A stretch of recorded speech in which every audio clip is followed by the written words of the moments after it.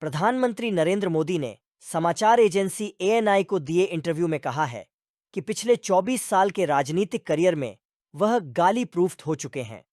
उनसे सवाल किया गया था कि इस चुनाव में नेताओं की ओर से निजी हमले बहुत किए जा रहे हैं।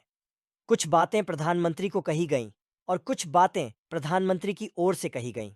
इसके जवाब में पीएम मोदी ने कहा, मैं तो पिछले 24 साल से गालियां खा खा कर गाली प्रूफ हो गया हूं। मौत का सौदागर किसने कहा था?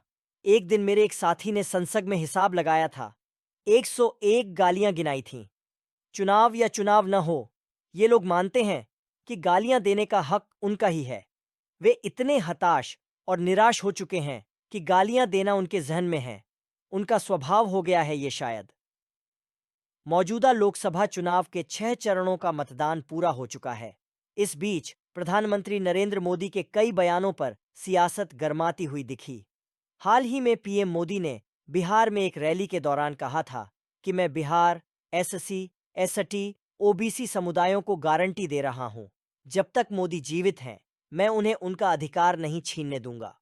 मोदी के लिए संविधान सर्वोच्च है। मोदी के लिए बाबा साहेब आम्बेडकर की भावनाएं सर्वोच्च हैं। यदि इंडी गठबंधन अपने वोट बैंक की दास्ता स्वीकार करना चाहता है, तो वे ऐसा करने के लिए स्वतंत्र हैं। यदि वे मुजरा करना चाहते हैं, तो वे करने के लिए स्वतंत्र हैं। मैं अभी भी एससी, एसटी के साथ खड़ा रहूंगा और ओबीसी आरक्षण दृढ़ता से, जब तक जान है, लड़ता रहूंगा। पीएम की इस टिप्पणी पर विपक्षी पार्टियां हमलावर हो गई थीं।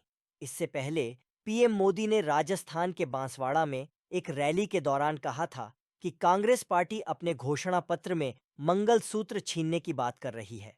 कांग्रेस पार्टी ने पीएम मोदी के इस बयान की चुनाव आयोग में शिकायत भी की थी।